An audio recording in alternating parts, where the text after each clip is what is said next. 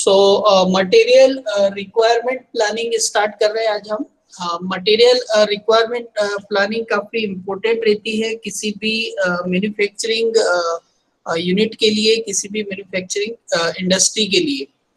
तो जो इसकी शुरुआत होती है या किस तरीके से मटेरियल्स रिक्वायरमेंट प्लानिंग किया जाता है उसको हम समझने की कोशिश करते हैं। तो जब आप फोरकास्टिंग करते हैं तो उसमें दो टाइप की फोरकास्टिंग होती है। एक फोरकास्टिंग रहती है डिपेंडेंट मटेरियल्स की या डिपेंडेंट डिमांड मटेरियल्स की, और एक फोरकास्टिंग रहती है इंडिपेंडेंट डिमांड मटेरियल्स की। तो दो सिचुएशन हो सकती है। एक सिचुएशन हमारे पास हो सकती है डिपेंडेंट डिमांड सिचुएशन और एक सिचुएशन हो सकती है इंडिपेंडेंट डिमांड सिचुएशन। तो अब ये डिपेंडेंट डिमांड सिचुएशन किस तरीके से वर्क करती है पहले हम इसको समझते हैं। If the demand for an item is known, the demand for other related items can be reduce. तो अगर आपको किसी एक आइटम की डिमांड पता होती है तो आप उससे रिलेटेड या उस पर डिपेंड करने वाले जो दूसरे आइटम्स रहते हैं उनकी डिमांड को भी पता कर सकते हैं। तो इस टाइप की जो फोरकास्टिंग आप करते हैं उसको बोलते हैं हम डिपेंडेंट डिमांड सिचुएशन फोरकास्टिंग। तो इसका एग्जांपल अगर हम देखें तो ऑटोमोबाइल इंडस्ट्री की बात करें तो अगर कोई ऑटोमोबाइल है जिसकी डिमांड आपको पहले से ही पता है या जिसके लिए आपने फोरकास्टिंग करके डिमांड रेट उसका फाइंड आउट कर लिया है, तो उस टाइप की सिचुएशन जो रहेगी उसमें इस पे डिपेंड करने वाले जितने भी सब असेंबलीज होगी या सब कंपोनेंट होंगे या उसके जो रिलेटेड पार्ट्स होंगे, उन सारे पार्ट्स की भी आप फोरकास्टिंग कर सकते हैं। और उस टाइप की जो फोरकास्टिंग आप करेंगे तो वो फोरकास्टिंग कहलाती है डिपेंडेंट डिमांड फोरकास्टिंग। तो कुल मिला के कहने का मतलब ये है कि एमआरपी अप्लाई उन्हीं चीजों पे कर सकते हैं या उन पे अप्लाई करना ज्यादा बेहतर होता है जो कि डिपेंडेंट डिमांड पे वर्क करते हैं। तो जैसे कि ऑटोमोबाइल जो रहता है वो एक आपका एक यूनिट होती है या बोले तो वो आपका एक सिस्टम होता है और उस सिस्टम के अंदर काफी सारे सब सिस्टम्स अटैच्ड किए जाते हैं, सब असेंबलीज लगाई जाती है, पार्ट्स लगाए जाते हैं और अलग अलग पार्ट्स का एक अलग अलग फंक्शन होता है। तो ये सारे मिलके उस ऑटोमोबाइल को वर्क कराते हैं। लेकिन अगर आपको ऑटोमोबाइल की फोरकास्टिंग अगर आपने प्रॉपरली नहीं की है तो आप उससे रिलेटेड जितनी भी सब असेंबलीज या सब कंपोनेंट है उनकी फोरकास्टिंग आप प्रॉपरली नहीं कर पाएंगे। तो ये पूरा जो केस होता है इसको हम बोलते हैं डिपेंडेंट डिमांड सिचुएशन। तो अब क्या करना चाहिए for dependent demand situation, normal reactive inventory control system और नॉट सुटेबल।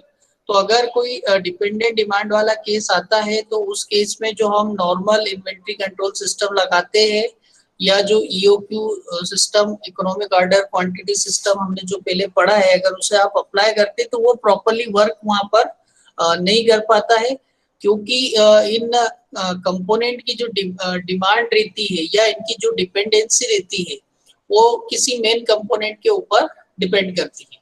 तब फिर क्या करना चाहिए, because they result in high inventory cost and unreliable delivery schedule. इसके कारण क्या होता है कि जो इन्वेंट्री कॉस्ट होता है वो हाई हो जाता है और डिलीवरी शेड्यूल जो है वो थोड़ा से डिस्टर्ब हो जाते हैं।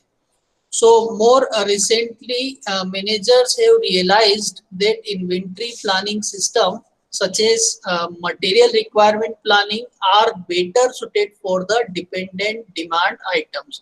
तो आजकल अभी अब रिसेंट पिछले 10, 12, 15 सालों में जो मैनेजर्स है वो ये रियलाइज कर रहे हैं कि इन्वेंट्री प्लानिंग सिस्टम्स जो है वो काफी अच्छा काम यहाँ पर कर सकते हैं।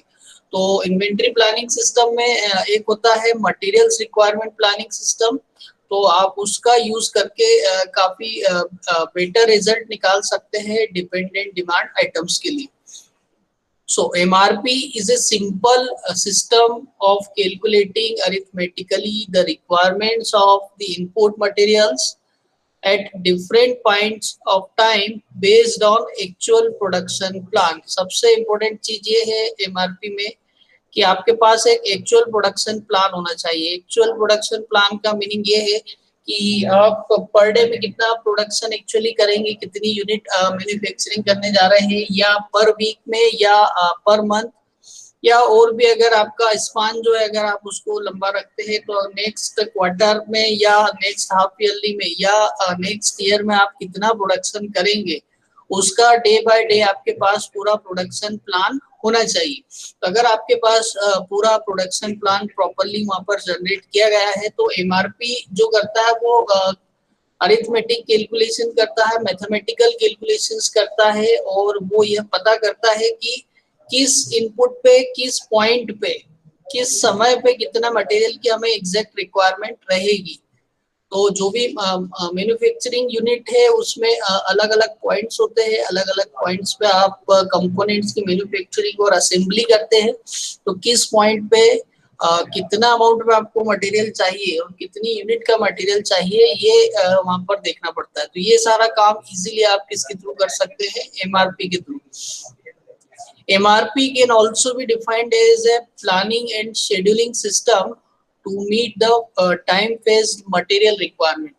टाइम फेज्ड मटेरियल रिक्वायरमेंट का मतलब यहाँ पर यह रहेगा कि किसी पर्टिकुलर टाइम पर, किसी पॉइंट पर, किसी असेंबली पॉइंट पर आपको कितना मटेरियल्स की रिक्वायरमेंट है, वो सारा जो है वो उसकी पूरी प्रॉपर प्लानिंग और शेड्यूलिंग करने का काम जो होता है वो एमआरपी के थ्रू होता है। MRP always tries to meet the delivery schedule of end product as a specified in the master production schedule. तो जो आप पूरा प्रोडक्शन शेड्यूल बनाते हैं वो डिपेंड करता है आपके मास्टर प्रोडक्शन शेड्यूल पे। मास्टर प्रोडक्शन शेड्यूल में काफी इम्पोर्टेंट चीज होती है कि आपको उस फिनिश्ड गुड की या आपका जो कंप्लीट प्रोडक्ट हो चुका है उसको कब सप्लायर आपको सप्लाई करना है मार्केट में। तो उसकी जो डिलीवरी डेट आपने डिसाइड की है उस बेसिस पे सारा जो कैलकुलेशन किया जाता है ये एमआरपी आपको करके देता है। बात करें एमआरपी के ऑब्जेक्टिव्स की, तो एमआरपी के लगभग वही ऑब्जेक्टिव्स होते हैं जो कि अपन इकोनॉमिक ऑर्डर क्वांटिटी या इन्वेंट्री कंट्रोल सिस्टम में पढ़ते हैं, लेकिन करने का जो तरीका होता है थोड़ा सा अलग हो जाता है। कैलकुलेशन जो है वो ऑटोमेटिक बेस पे की जाती है। तो इसको हम देखते हैं, reduction in inventory cost. So MRP का यूज अगर आप कर रहे हैं तो इन्वेंट्री कॉस्ट में रिडक्शन आता है। किस तरीके से रिडक्शन आ सकता है कि आपको ये पहले से ही पता चल जाता है कि किस समय पे आपको कितने मटेरियल की रिक्वायरमेंट रहेगी, किस प्लांट में कितना मटेरियल चाहिए या किस यूनिट पे कितना मटेरियल चाहिए, उसमें किस मशीनिंग ऑपरेशन के लिए कितना मटेरियल चाहिए। ये सारी चीजें आपको ऑलरेडी पहले से ही पता होती है। तो आप उतना ही मटेरियल परचेस करते हैं जितना कि उस टाइम ड्यूरेशन में या उस पर्टिकुलर टाइम पे आपको रिक्वायरमेंट होती है। तो इस तरीके से आप जो एक्सेसिव इन्वेंट्री रहती है उस एक्सेसिव इन्वेंट्री का कॉस्ट को बचा सकते हैं और उस एक्सेसिव इन्वेंट्री में रिडक्शन करके आप वहां पर इन्वेंट्री कॉस्ट को भी रिड्यूस कर सकते हैं। ठीक है। सेकंड इसमें रहता है meeting the delivery schedule. Delivery schedule का मतलब आपने आपके कस्टमर को बता रखा है कि आप किसी पर्टिकुलर डेट तक या पर्टिकुलर टाइम पे उस मटेरियल को कंप्लीट करके प्रोडक्ट बना के आप सप्लाई करेंगे। तो आपको उस डिलीवरी शेड्यूल को पूरी तरीके से फॉलो करना चाहिए। अगर आप प्रॉपर एमआरपी सिस्टम का यूज करते हैं तो ये जो प्रॉब्लम आती है आप इसको भी एलिमिनेट कर सकते हैं। So by minimizing the delays in materials procurement, सबसे पहली चीज तो होती है कि अगर आपने मटेरियल के प्रोक्योरमेंट में डिले कर दिया, आपको जो रॉ मटेरियल चाहिए थे उसकी खरीदी में ही आपने टाइम लगा दिया है, तो आपका जो पूरा शेड्यूल है वो खुद ही डिले हो जाएगा। तो सबसे पहले तो आपको क्या करना है, जो मटेरियल्स की परचेसिंग में या प्रोक्योरमेंट में आप टाइम डिले करते हैं उसको मिनिमाइज करने का काम करता है MRP. Proper production decision making में आपको हेल्पफुल करता है। डिसीजन मेकिंग काफी इंपॉर्टेंट होता है। आपको डिसीजन ये लेना पड़ता है कि आप किस क्लाइंट का या किस कस्टमर का वर्क पहले करके देंगे और उसके पीछे भी बहुत सारे आपको कैलकुलेशंस करना रहते हैं, किससे ज्यादा प्रॉफिट होगा, कौन सा वर्क आपके लिए लॉन्ग टर्म रहेगा, कौन सा कस्टमर आपके लिए फर्स्ट टाइम कस्टमर है, या कौन सा कस्टमर सिर्फ आपको एक ही बार डिमांड देगा। तो ये सारी चीजें आपको देखना पड़ती है, उस बेसिस पे आपको प्रोडक्शन डिसीजंस लेना पड़ते हैं। तो ये सारा काम भी जो है वो एमआरपी की हेल्प से काफी इजीली कर सकते हैं आप। MRP helps to avoid the delays in the production. आप पूरा कुल मिला के जो ये सारी अगर आप सही टाइम पे मटेरियल्स का प्रोक्योरमेंट कर लेते हैं और सही तरीके से डिसीजन मेकिंग कर लेते हैं, तो MRP will help to avoid the delays in the production. तो इस तरीके से जो प्रोडक्शन में डिलेज हो रहा है उसको अवॉइड करने का काम करेगी MRP, and thereby meeting the delivery schedule. और इस तरीके से जो भी डिलीवरी शेड्यूल आपने बनाया है, जिस भी पर्टिकुलर टाइम पे आपको डिलीवरी करके देना है, उसको आप पूरी तरीके से सही टाइम पे डिलीवरी दे सकते हैं और मोर कंसिस्टेंटली दे सकते हैं। मतलब आप उसमें डिलीवरी में भी कंसिस्टेंट बने रह सकते हैं। इससे ये होता है कि आपका जो मार्केट पे रहता है, आपका कस्टमर का आप पे जो भरोसा होता है वो बना रहता है, और कस्टमर फिर फ्यूचर में भी आपको और ऑर्डर दे सकता है। नेक्स्ट इम्पोर्टेंट है इसमें इम्प्रूव्ड परफॉर्मेंस। आपका परफॉर्मेंस इम्प्रूव होता है। परफॉर्मेंस इम्प्रूव होता है इसका मतलब ये है कि अगर आपके सारे जो ऑपरेशंस है वो प्रॉपरली वर्क करते रहते हैं, वहाँ ऑपरेशंस प्रॉपरली चलते रहते हैं, आपको किसी प्रकार की कोई मटेरियल से रिलेटेड कोई प्रॉब्लम नहीं आती है, तो आपकी इंडस्ट्री स्मूथली वर्क करती रहती है और आपके जो परफॉर्मेंस रहते हैं वो इम्प्रूव होते जाते हैं।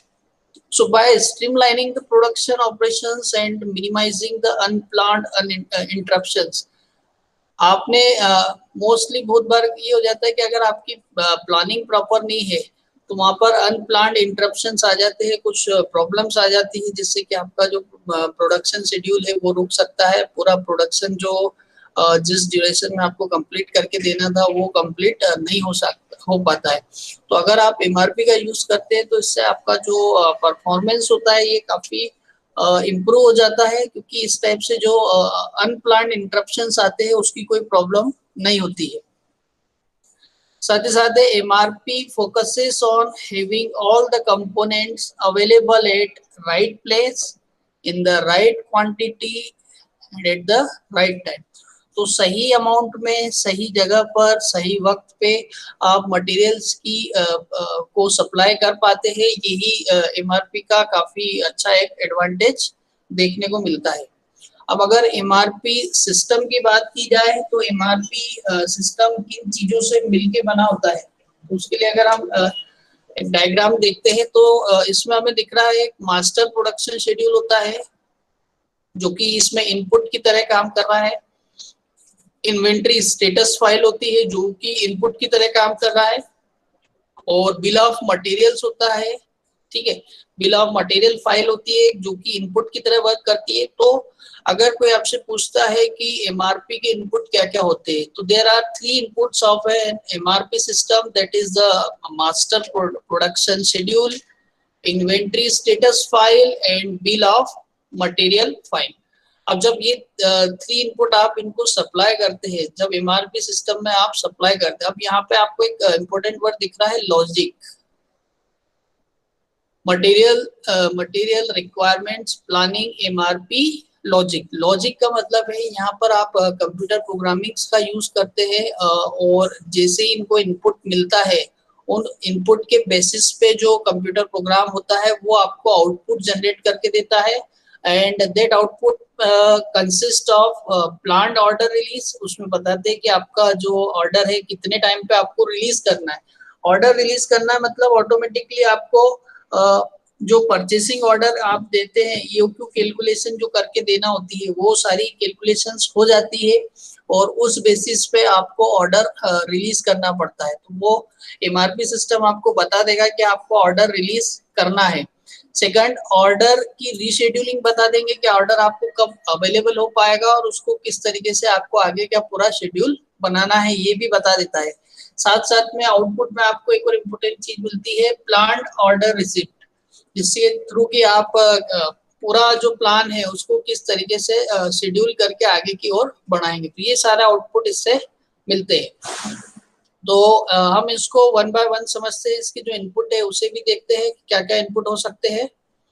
So master production schedule, master production schedule is designed to meet the market demand.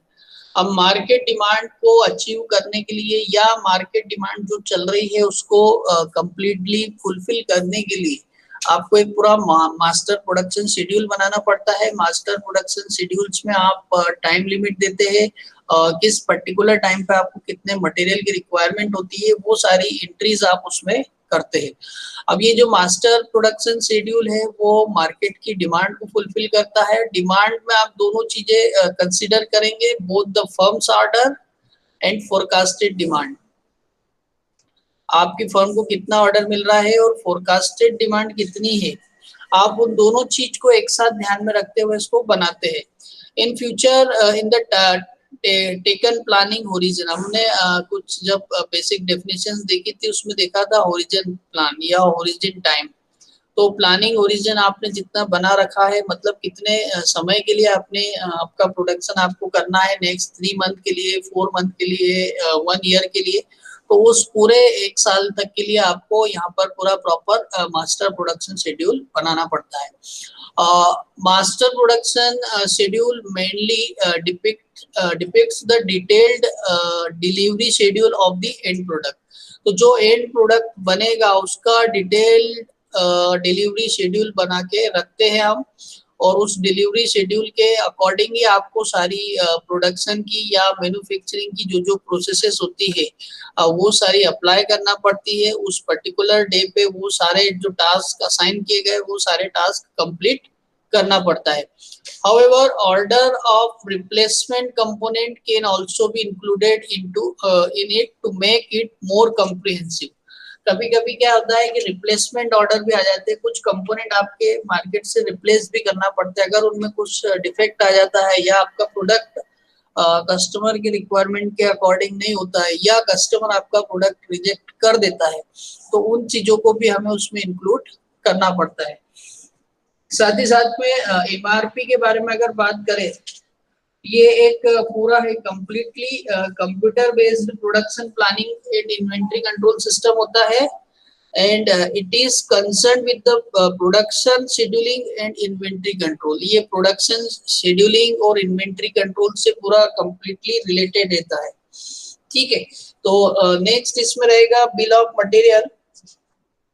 तो बिल ऑफ मटेरियल्स की अगर आप बात करें तो इसके पहले मैं मास्टर प्रोडक्शन शेड्यूल में एक बात और आपको बताना चाहूंगा कि मास्टर प्रोडक्शन शेड्यूल जो बनता है वो इनिशिएट होता है कस्टमर की डिमांड से, या कस्टमर ने आपको किस तरीके से ऑर्डर वहां पर दिया है, और साथ ही साथ में इसके लिए आपको फोरकास्टिंग डिमांड फोरकास्टिंग भी अप्लाई करना पड़ती है। तो बेसिकली अगर आपको मास्टर प्रोडक्शन शेड्यूल बनाना है तो दो चीजों को हम ध्यान में रखते हैं कि आपके कस्टमर के कितने ऑर्डर आपको मिले हैं नेक्स्ट 2-3 मंथ के लिए या नेक्स्ट होरिजन प्लान के लिए, और साथ ही साथ में उस ड्यूरेशन में आपका कितना जो है मार्केट में प्रोडक्ट की डिमांड आ सकती है। इन दोनों चीजों पे बेस्ड हम इसको बनाते हैं। और एमपीएस जो होता है इसमें series of time based quantities होती है, मतलब इसमें आप ये करते हैं कि आपको किस समय पे कहां पर कितना मटेरियल्स की रिक्वायरमेंट होगी वो सारी आप वहां पर उसमें लेकर चलते हैं। सेकंड इम्पोर्टेंट है इसमें bill of material file. Bill of material file ये BMO represent the product structure, ये पूरा प्रोडक्ट का स्ट्रक्चर बनाता है। बीएमओ बिल ऑफ मटेरियल, आपने एक वर्ड सुना होगा जब आप मशीन ड्राइंग सब्जेक्ट पढ़ते हैं तो उसमें जब भी कोई मशीन की असेंबली करते हैं, आप किसी कंपोनेंट की असेंबली करते हैं तो साथ में आपको उसमें लिखना पड़ता है बिल ऑफ मटेरियल्स। तो आप जब भी कोई इंटरव्यूज में जाते हैं तो इंडस्ट्री में ये क्वेश्चन काफी पूछा जाता है कि what is bill of materials. So bill of materials का मतलब है कि जो भी प्रोडक्ट आप मैन्युफैक्चर करने जा रहे हैं या मैन्युफैक्चर करते हैं उसमें कौन कौन से कंपोनेंट एप्लीकेबल होंगे, कौन कौन से सब कंपोनेंट होंगे, कौन सी पार्ट्स होंगे, कौन कौन से असेंबलीज का यूज किया जाता है, उन सभी का एक डिटेल्ड डिस्क्रिप्शन जो होता है उसको हम बिल ऑफ मटेरियल्स बोलते हैं। इसमें उन कंपोनेंट के डायमेंशंस भी इंक्लूड किए जाते हैं और उनके फंक्शंस क्या होते हैं वो भी हमें पता होना चाहिए। तो ये पूरा जो कंप्लीट होता है इसे हम बोलते हैं बिल ऑफ मटेरियल्स। इससे हमें ये इन्फॉर्मेशन मिलती है कि जो भी प्रोडक्ट हम मैन्युफैक्चरिंग करने जा रहे हैं उसमें कौन कौन से कंपोनेंट लगेंगे, उन कंपोनेंट में कितनी क्वांटिटी में आपको कोई पर्टिकुलर मटेरियल लगेगा, उनकी सब असेंबलीज किस तरीके से बनेंगी और उनको किस तरीके से असेंबल किया जाएगा। So it encompasses the information about all the subcomponents needed, their quantity, उनकी quantity कितनी रखना है हमें, and their sequence of build up, और वो किस sequence में बनेंगे, आप किस sequence में उन्हें manufacture करेंगे, और लास्ट में उनसे एंड प्रोडक्ट में किस तरीके से आप असेंबल करेंगे। तो ये सारी चीजें इंफॉर्मेशन जो होती है that constitute A bill of material. So information about the work centers performing the built-up operation is also included in it. तो अलग अलग वर्क सेंटर पे, वर्क सेंटर मतलब जहाँ पर कि आप कोई पर्टिकुलर टास्क परफॉर्म करते हैं, कोई ऑपरेशन परफॉर्म करते हैं, तो वहाँ पर कितना कितना आपको इन्वेंट्री बिल्टअप चाहिए, वहाँ पर कितना कितना मटेरियल की रिक्वायरमेंट होगी, ये सारा हमारे फिर डिसाइड करना पड़ता है बिल ऑफ मटेरियल से। साथ साथ में जो बिल ऑफ मटेरियल होता है ये आइडेंटिफाई करता है कि प्रोडक्ट किस तरीके से मैन्युफैक्चर हो रहा है, आपका जो भी प्रोडक्ट है उसमें कौन कौन सी प्रोडक्शन प्रोसेसेस लगेगी, कौन कौन सी मशीनरीज का यूज होगा, और साथ ही साथ में अगर आप उसमें और डिटेल में जाएं तो उस पर्टिकुलर मशीन को कौन बंदा ऑपरेट करेगा, वो सारी चीजें भी बिल ऑफ मटेरियल्स में इंक्लूड हो जाती है। लेकिन बेसिकली जो बिल ऑफ मटेरियल्स है वो यही बताता है कि आपके कंपोनेंट के पार्ट्स कितने हैं, कौन कौन से पार्ट है और पार्ट्स के क्या क्या फंक्शन है, और उसको किस तरीके से आपको मैन्युफैक्चरिंग करना है और किस सीक्वेंस में मैन्युफैक्चरिंग करना है, ये भी इम्पोर्टेंट रहता है। This information is obtain from the product design document, और ये सारी जो इंफॉर्मेशन होती है ये प्रोडक्ट डिजाइन डॉक्यूमेंट या जो आप उस प्रोडक्ट की जो मशीन, अगर कोई मशीन बना रहे हैं तो उस मशीन की जो पूरी मशीन डिजाइन आप करते हैं या प्रोडक्ट डिजाइन जो करते हैं उससे ये सारी इंफॉर्मेशन आपको मिल जाती है। नेक्स्ट इसमें इम्पोर्टेंट पॉइंट जो रहता है that is inventory status file. Inventory status file का जो मीनिंग है यहाँ पर आपको ये समझना है कि वो एक इन्वेंट्री का पूरा स्टेटस मेंटेन करके रखती है। फाइल इसलिए बोल रहे हैं क्योंकि ये पूरा कंप्यूटर ऑपरेटेड सिस्टम होता है तो उसे हम एक फाइल के फॉर्म में सेव करके रखते हैं। So inventory status file keeps an up to date record of each item in the inventory. हर टाइम पे जैसे आपने कोई कंपोनेंट को वहां से यूज कर लिया है या किसी इन्वेंटरी को यूज कर लिया है, ये फाइल ऑटोमेटिकली अपडेट हो जाती है। तो आपको किसी भी टाइम पे अगर उसका स्टेटस देखना है किसी भी पर्टिकुलर मटेरियल का या इन्वेंटरी का, तो वो स्टेटस आप कभी भी इस फाइल से चेक कर सकते हैं। ये ऑटोमेटिकली अपडेटेड फाइल होती है और जैसे इसमें से मटेरियल का कंजम्पशन होता है वो फाइल अपडेट हो जाती है। और इसमें और भी कुछ इंफॉर्मेशन रहती है, information such as item identification number. आप ढेर सारे आइटम्स का यूज आप करते हैं इंडस्ट्री में, और तो इनको फिर आपको आइडेंटिफाई करने के लिए आपको कुछ आइडेंटिफिकेशन नंबर देना पड़ते हैं। किस अलमीरा में आपने इसको स्टोर करके रखा है या किस गोडाउन में स्टोर करके रखा है, किस जगह पर आपने इसको स्टोर किया है, वो सारी जो इंफॉर्मेशन है वो भी इन्वेंट्री स्टेटस फाइल से ही आपको मिलती है। जैसे किसी लाइब्रेरी में आप जाते हैं तो लाइब्रेरी में बुक्स से रिलेटेड सारी इंफॉर्मेशन एक फाइल में स्टोर की जाती है, उसी टाइप से उस मटेरियल से उस इंडस्ट्री में यूज होने वाले सारे मटेरियल्स को आप एक आइडेंटिफिकेशन नंबर देते हैं, उनकी लोकेशन देखते हैं कि कहाँ पर है और वो कितनी अमाउंट में आपके पास बची हुई है, वो सारी इंफॉर्मेशन आप इन्वेंट्री स्टेटस फाइल से देख सकते हैं।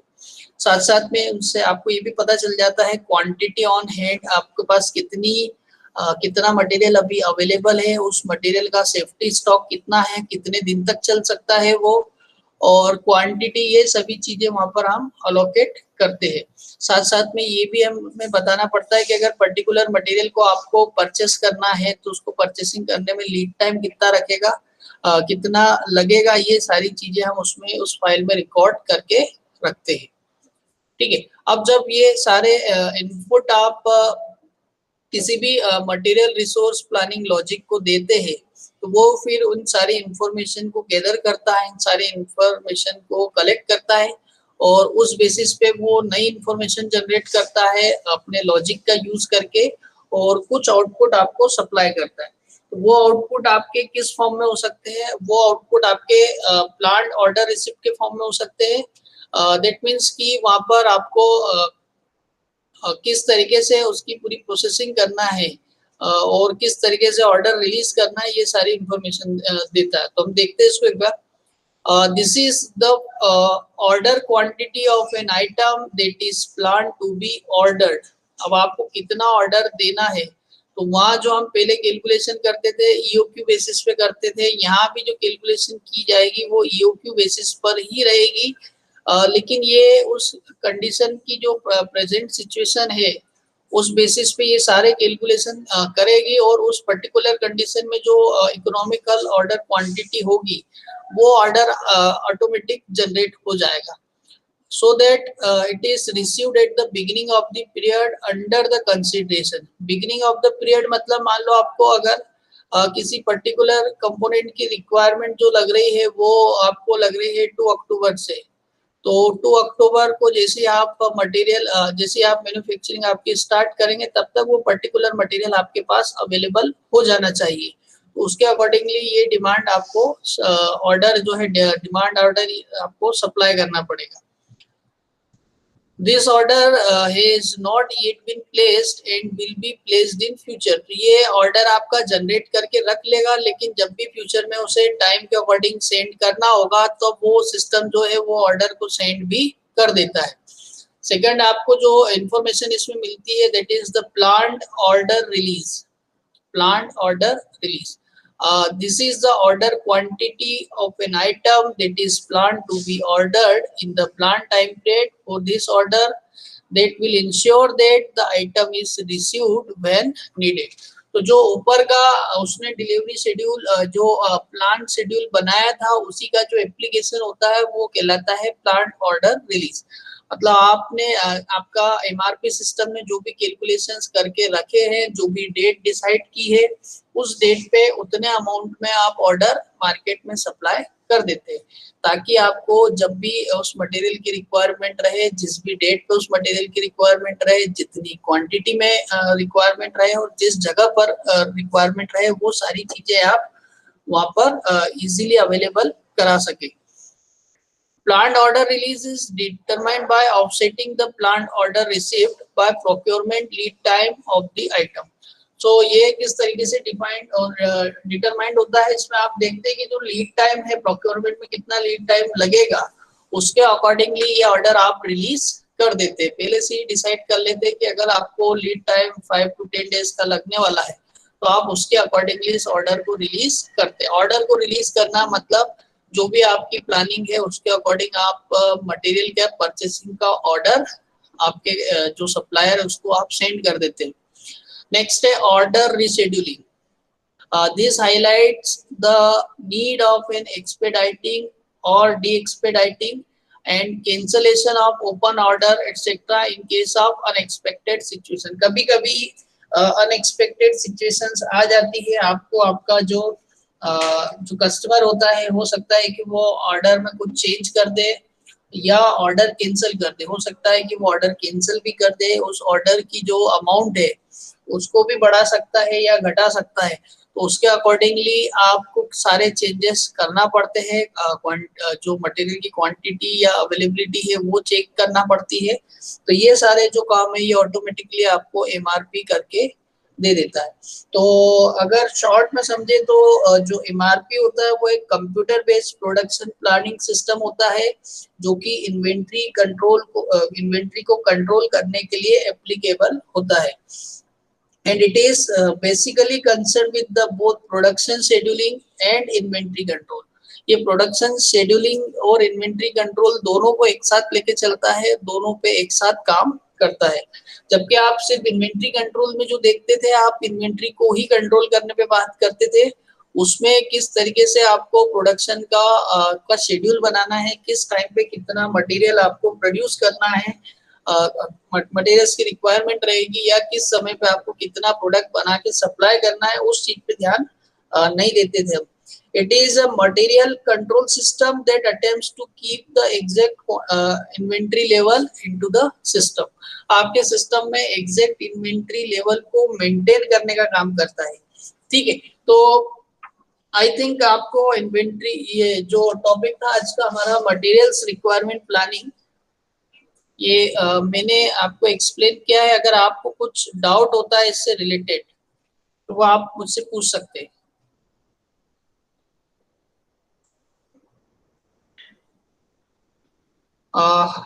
ठीक है, आई थिंक आपको कोई डाउट नहीं है, ये टॉपिक आपको क्लियर हुआ है। तो ये थियोरेटिकल टॉपिक था जो कि मैं आपको मतलब मैंने पहले आपको पढ़ाया नहीं था।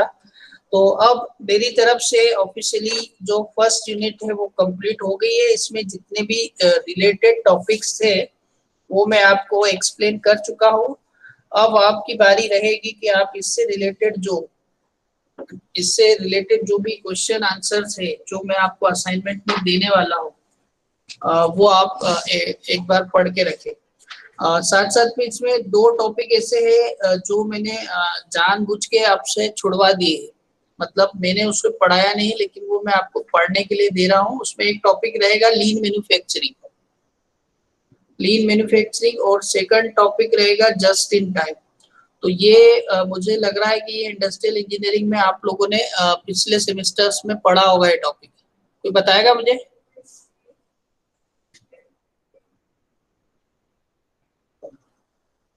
मेरी ये आवाज जा पा रही है आप लोगों के पास?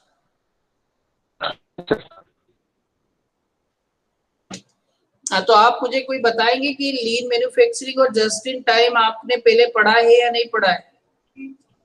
नहीं सर, नहीं पढ़ा। नहीं पढ़ा? इंडस्ट्रियल इंजीनियरिंग में नहीं पढ़ा था क्या आपने ये? नो सर, टॉपिक नहीं पता। नहीं नो सर, नहीं था।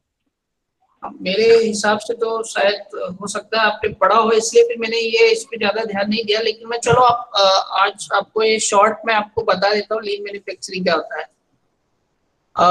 लीन मैन्युफैक्चरिंग में क्या करते हैं कि जो कस्टमर की रिक्वायरमेंट आती है, तो कस्टमर की रिक्वायरमेंट आपको देखना है, साथ साथ में आपके पास जो अवेलेबल रिसोर्सेस होते हैं वो भी देखना रहते हैं। और कस्टमर ने आपको अगर कुछ पर्टिकुलर आइटम का ऑर्डर दिया है तो उस ऑर्डर को आप कितने कम से कम अवेलेबल रिसोर्सेस में कंप्लीट करके दे सकते हैं, वो सारा आता है आपका लीन मैन्युफैक्चरिंग की कैटेगरी में।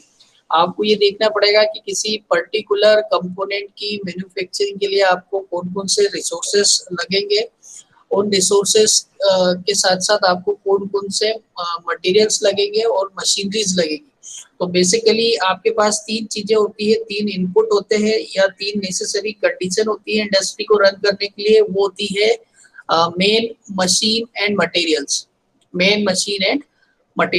तो आप लीन मैन्युफैक्चरिंग में क्या करते हैं कि मेन मशीन और मटेरियल्स का प्रॉपर कॉम्बिनेशन लेके चलते हैं, जिससे कि कम से कम अमाउंट में आप ज्यादा से ज्यादा प्रोडक्शन करके दे सके। तो ये जो पूरी प्रोसेस होती है इसे हम बोलते हैं लीन मैन्युफैक्चरिंग।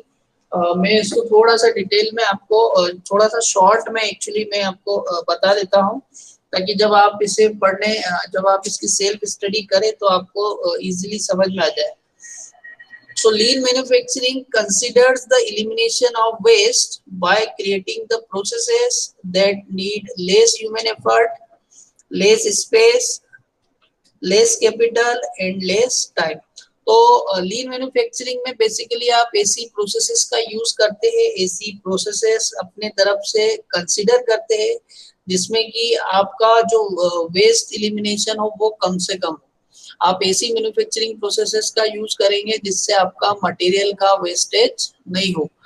फॉर एग्जांपल अगर आप कोई कंपोनेंट बना रहे हैं, मैन्युफैक्चरिंग कर रहे हैं, अगर आप किसी प्रोसेस ए के थ्रू इसको मैन्युफैक्चर कर रहे थे और उसमें मान लो आपका जो स्टील का जो आपका वेस्टेज निकल रहा है, मान लो वो पर प्रोडक्ट अगर आपका निकलता है 10 किलोग्राम, जो कि चिप्स फॉर्मेशन के फॉर्म में या अदर बिलेट की कटिंग के फॉर्म में हो सकता है, तो आपको फिर ऐसी प्रोसेस लगाना चाहिए कि वो जो उसमें वेस्ट एलिमिनेशन हो रहा है वो 10 किलोग्राम से थोड़ा कम हो जाए।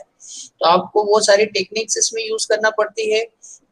साथ साथ में आपको ये देखना पड़ता है कि less machine effort and less human effort वहां पर लगे। आप कोई एसी मशीन का उपयोग ना करें, उनका यूज ना करें, जिससे कि आपका जो वर्कर है उसको अननेसेसरीली फटीग हो जाए। वर्कर फटीग का मतलब है कि वर्कर को एक्सेसिव वर्क नहीं करना पड़े, उससे किसी प्रकार की प्रॉब्लम नहीं हो, क्योंकि अगर आपका वर्कर में फटीग आएगा तो अल्टीमेटली वो जितना प्रोडक्शन करके आपको दे सकता है उतना प्रोडक्शन वो नहीं कर पाएगा। तो आपको ऐसी प्रोसेसेस देखना पड़ती है जिसमें कि लेस वेस्टेज हो, लेस ह्यूमन एफर्ट की रिक्वायरमेंट हो। उन प्रोसेसेस को कंप्लीट करने के लिए आपको लेस स्पेस लगे और लेस टाइम की रिक्वायरमेंट रहे। मतलब अगर ओवरऑल देखा जाए तो जो भी वर्क अभी तक आप करते आ रहे हैं उन सभी को आपको क्या करना है, लेस करना है। टाइम की जो रिक्वायरमेंट लग रही है उसे लेस करना है, स्पेस रिक्वायरमेंट जो लग रही है उसे लेस करना है, वर्कर पे जो फटीग लग रहा है उसे लेस करना है, आपका जो वेस्टेज हो रहा है उसे भी लेस करना है। इन सभी चीजों को रिड्यूस करना पड़ेगा आपको, और अगर आप इन सभी चीजों को रिड्यूस कर देते हैं तो ये इस टाइप का जो मैन्युफैक्चरिंग सिस्टम डेवलप होता है उसे हम बोलते हैं लीन मैन्युफैक्चरिंग सिस्टम। अब ये सारा काम तो आप लेस तो करते जा रहे हैं, तो लेकिन ऐसा ना हो कि लेस करते करते आपकी जो प्रोडक्ट की क्वालिटी है या जो आप सर्विस प्रोवाइड कर रहे हैं उस सर्विस की क्वालिटी जो है वो भी लेस हो जाए।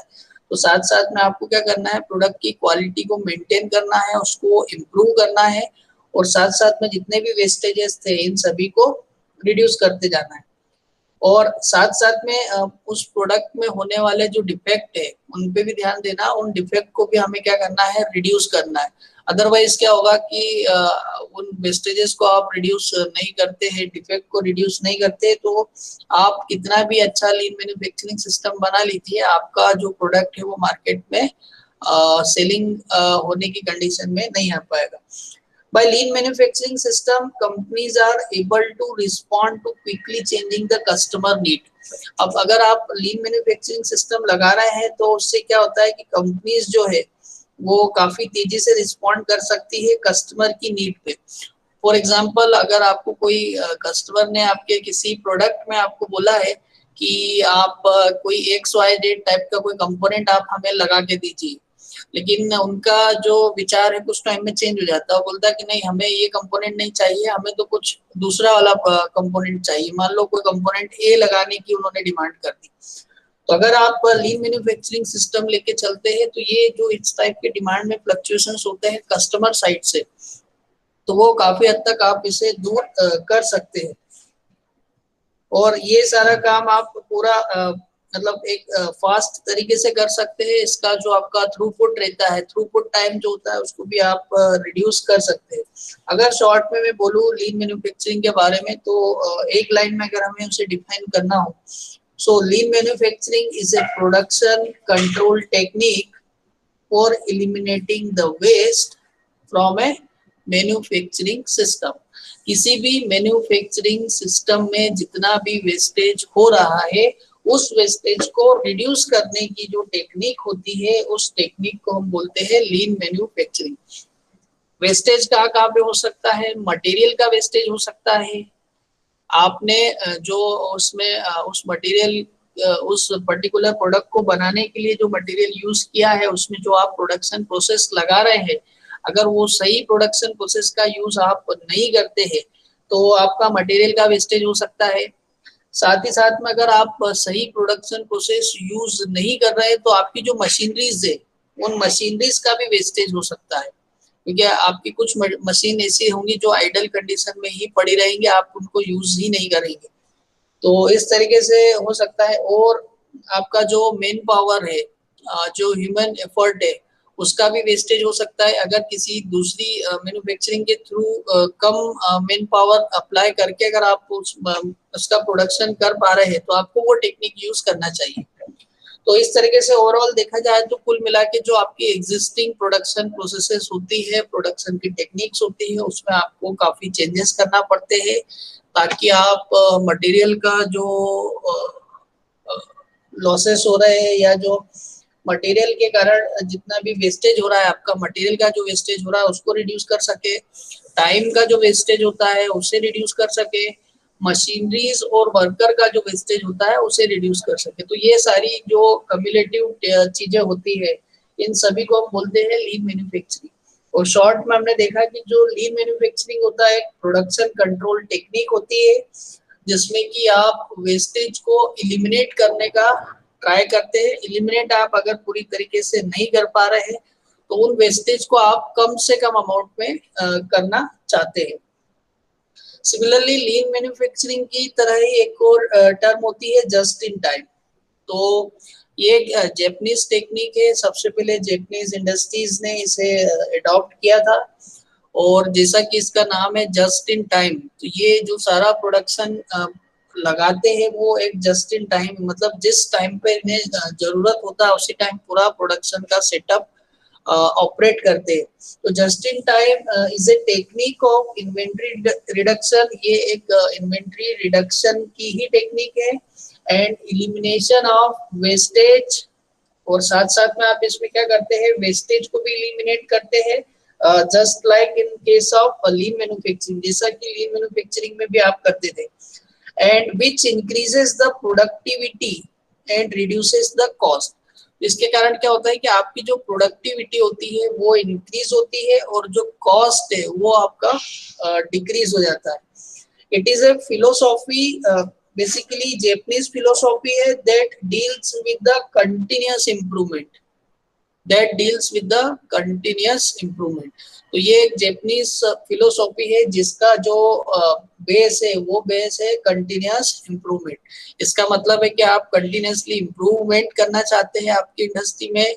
वो आपकी प्रोडक्शन प्रोसेसेस की टर्म में हो सकता है, आप जो टेक्नोलॉजीज यूज कर रहे हैं उन टेक्नोलॉजीज की टर्म में हो सकता है, वर्कर्स का जो स्किल है उन वर्कर्स के स्किल की टर्म में भी हो सकता है, क्योंकि आपके वर्कर्स को भी अप टू डेट होना पड़ेगा टाइम के साथ साथ। आपके जो असिस्टेंट मैनेजर्स है उन सभी का भी जो नॉलेज है उसको उसे भी एनहांस करना पड़ता है time to time. So just in time focuses on reducing the cost. फिर से अगर जस्ट इन टाइम को भी देखें तो लीन मैन्युफैक्चरिंग की तरह ही है। ये फोकस करता है आपका कॉस्ट रिड्यूस करने के लिए, क्वालिटी इंप्रूव करने के लिए, for improving the quality, improving the performance, improving the delivery dates and adding the flexibility into the manufacturing operation. साथ ही साथ में जो मैन्युफैक्चरिंग ऑपरेशंस होते हैं उनकी भी उनको भी एक तरीके से इम्प्रूव करने के लिए ट्राई करता है। It can be considered as a new production system by which goods and services are created। तो ये एक नए तरीके का प्रोडक्शन सिस्टम होता है जिसके थ्रू कि आप आपके प्रोडक्ट और सर्विसेज क्रिएट करते हैं। Just in time is a method of inventory control in which the material are purchased at the time of actual manufacturing. तो मटेरियल जो होता है एक्चुअल जब मैन्युफैक्चरिंग आपको करना होती है जस्ट उसके जस्ट पहले ही आप परचेस करते हैं। तो कुछ फायदे भी है इसके और कुछ नुकसान भी है। फायदे ये है कि आप अगर जिस पर्टिकुलर डेट पे उस मटेरियल की परचेसिंग करने जा रहे हैं तो उस मटेरियल का जो कॉस्ट वो हो सकता है कि आपको थोड़ा सा इंक्रीज कॉस्ट में मिले, लेकिन एडवांटेज ये हो सकता है कि आपको फिर आपका जो पूरा इंडस्ट्री है उसका एक काफी बड़ा सेटअप रखने की जरूरत नहीं होती है। आप मटेरियल परचेस करके लाते हैं, हाथों हाथ उस मटेरियल की मैन्युफैक्चरिंग करके आपका प्रोडक्ट बनाते हैं और साइमल्टेनियसली उस प्रोडक्ट को आप मार्केट में सप्लाई भी करते जाते हैं। तो ये डिपेंड करता है आपकी जैसे ही मार्केट की डिमांड आती है, आपके प्रोडक्ट की डिमांड आती है मार्केट में, आप उससे रिलेटेड रॉ मटेरियल्स की परचेसिंग करते हैं और उसकी मैन्युफैक्चरिंग करके मार्केट में सप्लाई कर देती है। इसीलिए इसे हमने नाम दिया है जस्ट इन टाइम। जस्ट जिस टाइम पे आपको आपके प्रोडक्ट की रिक्वायरमेंट आती है आप उसी टाइम पर इसे मार्केट में सप्लाई कर दे मैन्युफैक्चर करके। The huge amount of inventories are not needed in just in time. तो जैसा कि डिपेंड करता है कि जो भी मटेरियल जो भी प्रोडक्ट की डिमांड आ रही है उससे रिलेटेड रॉ मटेरियल आपको ठीक उसी टाइम पे परचेस करना है जिस टाइम पे उसकी रिक्वायरमेंट होती है। तो मोस्टली जो स्मॉल इंडस्ट्रीज रहती है, छोटी इंडस्ट्रीज रहती है, वो जस्ट इन टाइम को फॉलो करती है। और नाउअडेज जो बड़ी इंडस्ट्रीज है वो भी जस्ट इन टाइम को फॉलो करना स्टार्ट कर रही है। साथ ही साथ में वो प्रॉपर इन्वेंट्री कैलकुलेशंस भी करते हैं, वो एमआरपी का यूज भी करते हैं, इसमें लीन मैन्युफैक्चरिंग का यूज भी करते हैं, नई प्रोडक्शन टेक्नोलॉजीज का यूज भी करते हैं, ताकि सही टाइम पे जो प्रोडक्ट है उसकी डिलीवरी मार्केट में की जा सके। इससे फायदा क्या होता है कि आपको जो ह्यूज अमाउंट में इन्वेंट्री पे जो आपको मनी या जो कॉस्ट अप्लाई करना पड़ती थी, आपको जो इन्वेस्ट करना पड़ता था ह्यूज अमाउंट में मनी, वो आपको इतना ज्यादा अमाउंट में वहां पर नहीं लगाना पड़ता है। तो अगर आपकी इंडस्ट्री के पास ज्यादा सोर्सेस मनी के नहीं है तो भी वहां पर काम चल सकता है। Thus, the holding cost in inventory reduces, which ultimately reduces the cost of the product. तो आपका होल्डिंग कॉस्ट जो है वो रिड्यूस हो जाता है, इन्वेंट्री कैरिंग करने में जो कॉस्ट लगता है वो रिड्यूस हो सकता है, और इस तरीके से आप जो है वहाँ पे जो प्रोडक्ट का कॉस्ट है उसको भी रिड्यूस कर सकते हैं। लेकिन एट द सेम टाइम आपका जो उस पर्टिकुलर डेट पे जो मटेरियल कॉस्ट होता है वो बढ़ भी सकता है या कम भी हो सकता है। तो इस तरीके से अगर देखें तो शॉर्ट में अगर हम समझे तो जो जस्ट इन टाइम होता है वो किन किन चीजों पे फोकस करता है।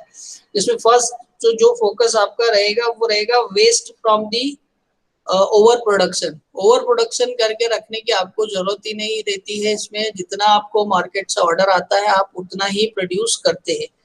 और सेकंड इससे ये फायदा है वेस्ट ऑफ वेटिंग टाइम या आइडल टाइम। आपका जो वेटिंग टाइम या आइडल टाइम है वो भी रिड्यूस हो जाता है, ट्रांसपोर्टेशन वेस्ट जो होता है वो रिड्यूस हो जाता है।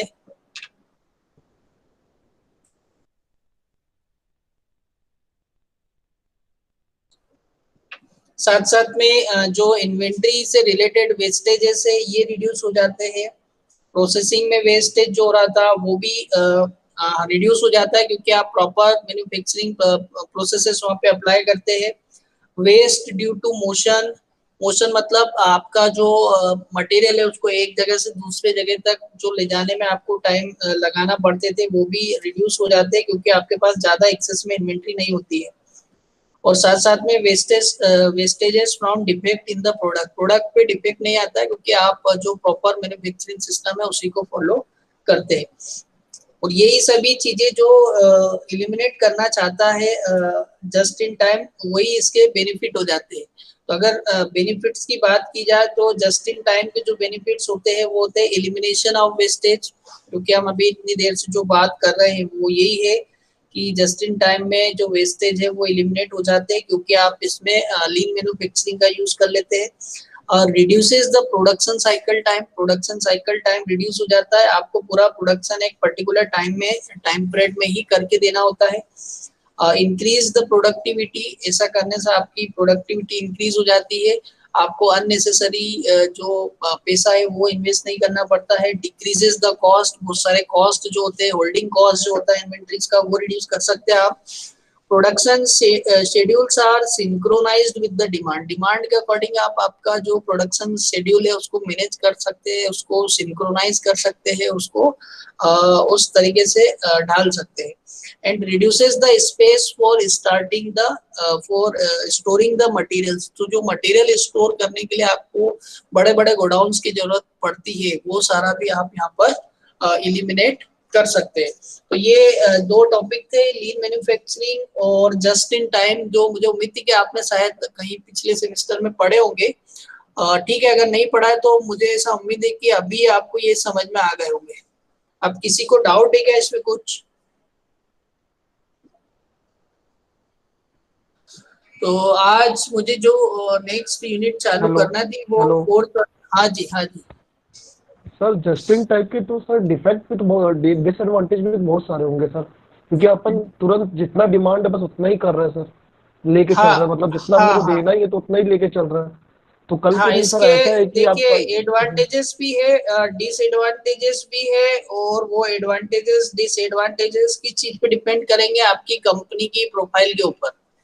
कंपनी की प्रोफाइल का मीनिंग ये है यहाँ पर कि अगर आपकी कंपनी काफी लार्ज इंडस्ट्री है, जो कि अगर इतना सारा मटेरियल होल्ड करने की कैपेसिटी है, जिनके पास इतने बड़े बड़े गोडाउन है और जो लार्ज अमाउंट में होल्डिंग कॉस्ट को बियर कर सकती है, तो उन इंडस्ट्रीज के लिए जस्ट इन टाइम के फिर कोई मायने नहीं दे जाते। लेकिन अगर आपकी इंडस्ट्री स्मॉल स्केल इंडस्ट्री है, जिनके पास कैपिटल की अवेलेबिलिटी कम है, नए टाइप के स्टार्टअप से जो कि कम स्पेस में अपना स्टार्टअप स्टार्ट करना चाहते हैं, तो उन इंडस्ट्रीज के लिए जस्ट इन टाइम काफी सुटेबल रहता है। लेकिन एक इसमें फिर से एक डिसएडवांटेज आता है कि आप जो मटेरियल की परचेसिंग करते हैं वो लमसम में नहीं होता है, आप कम अमाउंट में मटेरियल परचेस करते हैं, प्लस मोस्टली आप जो मटेरियल परचेस करते हैं वो लोकल वेंडर से ही करते हैं। और थर्ड है कि आप जिस दिन मटेरियल परचेस कर रहे हैं उस मटेरियल की उस पर्टिकुलर डेट पे जो भी प्राइस होगा आपको उसी प्राइस में मटेरियल लेना पड़ता है।